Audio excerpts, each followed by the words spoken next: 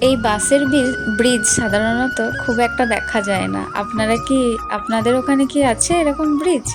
যদি থাকে অবশ্যই জানাবেন। তো আমি বলি এরপর আমি কোথায় এলাম। এই যে আমি এলাম হচ্ছে শাক তুলতে, আমি আর মা। এগুলো আমরা এখানে বলি পাট শাক, তোমাদের এখানে কি বলে সেটা আমি জানি না।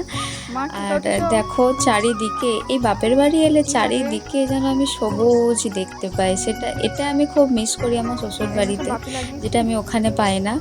আর বাড়িতে এলে টাটকা টাটকা শাক সবজিগুলো খেতে পাই, তার জন্য ওখানে আমি খুব খুব মিস করি। এই যে গাছের লঙ্কা, টাটকা সবুজ শাক, এই জিনিসগুলো আমি খুব মিস করি। আর পাশে আমাদের ভাঙা পোলট্রি, যেটা আমাদের আগে ব্যবসা ছিল কিন্তু এখন আপাতত বন্ধ আছে।